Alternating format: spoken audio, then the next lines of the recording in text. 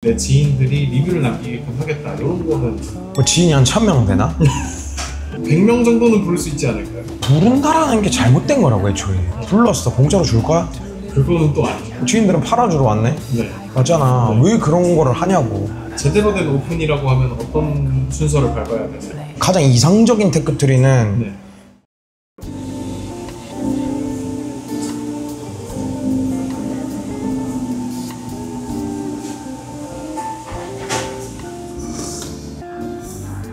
아 구수하네.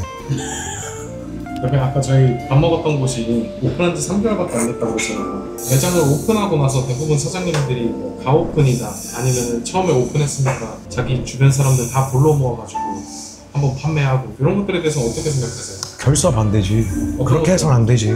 첫 번째는 지인 장사만 계속 할 거 아니면 그렇게 해서 안 된다는 거고, 두 번째는 사실 가오픈도 의미가 없어. 가오픈이 어디 있어. 오픈은 오픈이야. 가오픈을 하면 안 되는 이유가 네. 사장님들이 영업을 할 때 정신 세팅 자체가 잘못되어 있을 확률이 굉장히 높아. 가오픈을 하게 되면 손님들을 맞아가면서 동선을 재점검하고 퀄리티를 높이기 위한 과정들인 건데, 네. 실제로 가오픈을 그렇게 이용하는 사장님들은 난 지금까지 못 봤어.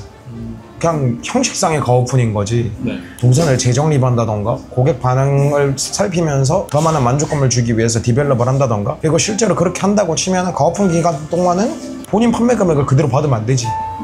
어떻게 보면 손님을 테스트 잡는 건데.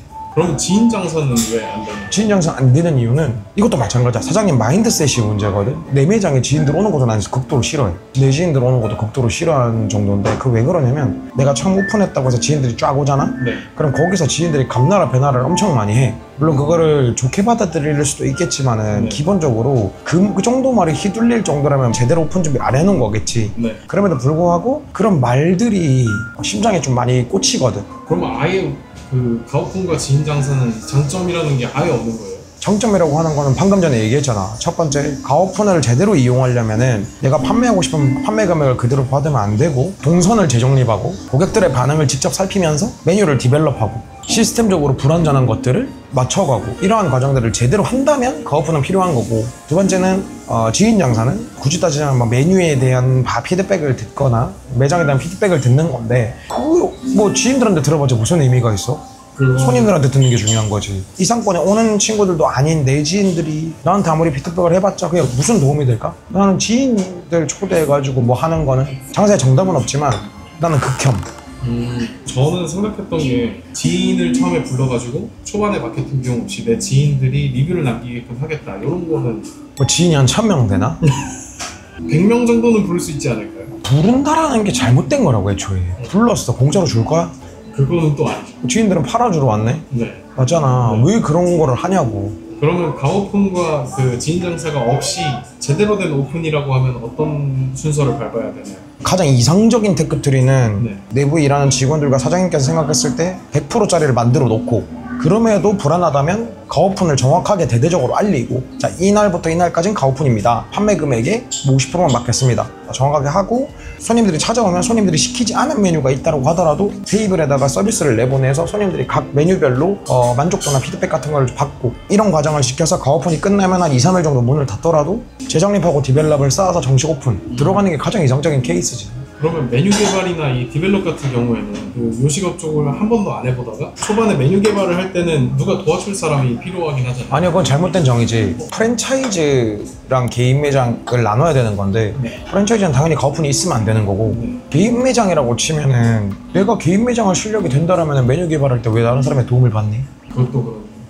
그러면 궁금했던 게, 저는 이제 알바로서 몇 번 했던 경험들이 있는데 이미 운영하고 있는 매장에 이렇게 면접을 봐서 들어갔거든요. 사장님들은 처음에 매장을 오픈한다고 하면 직원들은 어떻게 구인해야 되는 거예요? 급구나 뭐 이런 것들, 뭐 굉장히 많은 플랫폼들이 생기고 있는데, 네. 이래나 저래나 알바 천국이 짱이야. 그리고 동네에 따라서 뭐 나이 많은 분들이 필요하다 그러면 아직까지도 벼룩시장이 짱이고.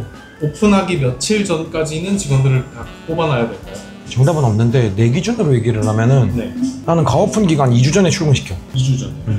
어떤 거 하는 거예요, 출근해서? 같이 정리하면서 네. 그 매장에 정을 붙이는 시간은 나는 반드시 필요하다고 생각을 하거든, 직원들은. 네. 같이 정리하고 동선 맞추고 회의하고 먹어보고 연습하고 적어도 2주는 그렇게 연습해야 되지 않겠나? 내가 얘기했잖아, 가오픈도 결국 오픈이라니까. 가오픈이라고 해서 손님들을 대충 응대할 생각을 하면 안 돼. 손님들을 받았다라는 거는 최고의 음식과 접객을 내보여야 된단 말이야. 네. 근데 사실 난 2주도 짧지. 근데 2주보다 더 안 하는 이유는 돈 때문에. 그 연습을 하기 위해서 들어가는 이제 인건비인 거잖아. 매출이 나오지 않는 인건비인 거잖아. 2주 이상은 좀 부담스럽더라고.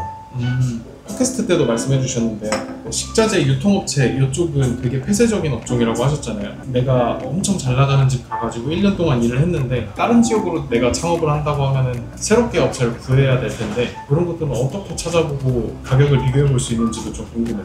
일단은 요즘엔 네이버 카페들이 굉장히 잘 돼 있어서 네. 내가 운영하는 업종이나 자영업자들의 카페들도 잘 돼 있어서 거기에 들어가면 입점업체들이 있어. 그 입점업체들한테 연락하는 방법이 하나. 네. 그 다음에 내가 1년 동안 일하면서 확보해놨던 거래처 사장님한테 소개받는 경우가 두 번째. 네. 세 번째는 내가 이제 연락했던 입점업체들을 점점 연락하다 보면은 그 주변의 소유업체들도 많이 알게 돼. 그런 식으로 알게 되는 거지. 그러면 주방 설비 같은 것들은 이번에 대형 매장 하실 때처럼 설비 전문으로 하는 업체가 들어오셨잖아요. 그런 식으로도 개인이 창업할 수 있는 건가요? 또 똑같이 소개받거나. 아니요. 네. 화학동 가서 발품을 팔 수도 있는 거고 마찬가지로 카페에 들어가서 입점업체들을 살펴볼 수도 있는 거고 그래서 이제 비딩을 붙여가지고 결정을 해야지. 대신에 어디까지나 그분들이 나를 서브하는 역할인 거지. 네. 내 주방을 어떻게 꾸리고 어떤 설비가 들어가고 어떻게 가이드라인을 잡는다라는 거는 본인이 알고 있어야 되기 때문에 결국에는 경험이 필요한 거지. 그러면 아예 내가 처음 창업해보는 곳인데 거기에서 예상 매출은 어느 정도 나오겠다. 이거는 어떻게 계산할 수 있어요?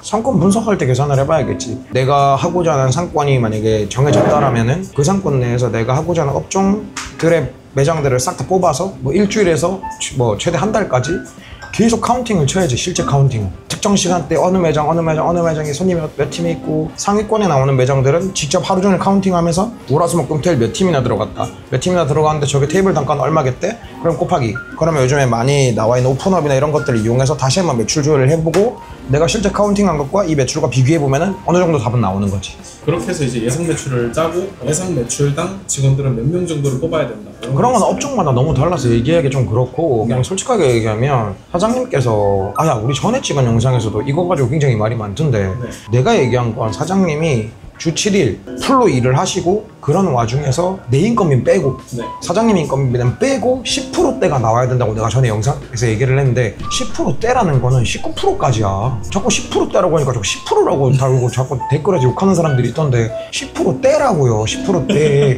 그럼 19%까지 아니야. 그렇죠. 아 이제 이상한 소리 하고 있어. 거기다 사장님 인건비도 빼고인데 말도 안 되는 소리 하고 있어. 그거 이상 나오면 사실 사장님들이 큰돈 벌기 힘들지.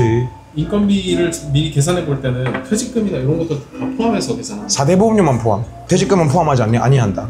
그러면 퇴직금은 나중에 나갈 때 어떻게 해야 돼요? 퇴직금은 어차피 1년 이상 된 직원들 안에서 나오는데 외식업에서는 퇴직금 발생되는 직원이 솔직히 말하면 좀 많진 않아. 일 자체가 워낙 고되고 빡시고 사람을 대하는 일이기 때문에 굉장히 빠르게 다른 매장에서 더 다른 걸 배우고 싶어하는 친구들도 굉장히 많고 부모님이 반대하는 경우도 굉장히 많아. 외식업을. 아직까지도 기성세대들 머릿속에는 외식업이라는 거는 천한직업이라는 인식이 있기 때문에 그렇지.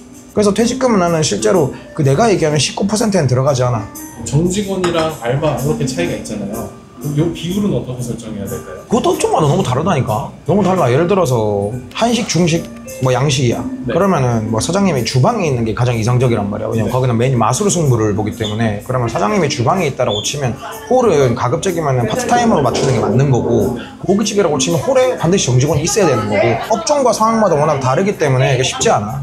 지금까지 말씀해 주셨던 거 제외하고 나서 이런 것들은 좀 미리 준비했으면 좋겠다 하는 게 있을까요? 준비할 건 없어. 원래 사람은 다 때려 맞아가면서 단단해지는 거니까. 그런데 분명히 얘기하지만 꼭 자기 장사를 시작하기 전에 1년은 자기 장사라고 생각하고 1등 매장에 가셔서 죽으라고 일을 해보셨으면 좋겠어. 그것만 해도 절대로 돈은 안 까먹는다니까. 아까도 얘기했잖아. 아 요새 또 댓글창 보니까 짭 장사의 신 아니냐, 백종원 아니냐 뭐 이런 얘기들이 좀 있더라고요. 이런 것도 어떻게 생각하세요? 저는 사실 별로 신경을 안 씁니다. 왜냐면 아직 현업을 뛰고 있고 정사의 신처럼 뭐 엑시트를 치고 나서 하고 있는 것도 아니고 저는 지금 제 사업체를 운영하면서도 지금 이걸 하고 있는 거고 그 두 분과는 제가 지향하는 바가 좀 많이 다릅니다. 두 분은 이제 프랜차이즈 기반인 거고 저는 이제 직영점 기반인 거고 그리고 영상에 그런 얘기들도 많잖아. 뭐 편집된 짧은 영상만 보고 뭐 이러니까 뭐 직원이 다 도망갔을 거다 뭐 아니면 뭐 직원들 돈은 많이 주냐 뭐 그닥 신경을 안 쓰는 게 어차피 나는 잘하고 있고 관리 작가들 직원들 다들 그대로 남아있고 근데 이게 내가 만약에 그 친구가 잘못한다고 하면 그런 일은 일어나지 않겠지. 그리고 뭐 그분들이랑 거론되는 것 자체가 좋은 일 아니겠나 사실. 굉장히 성공한 사업가니까.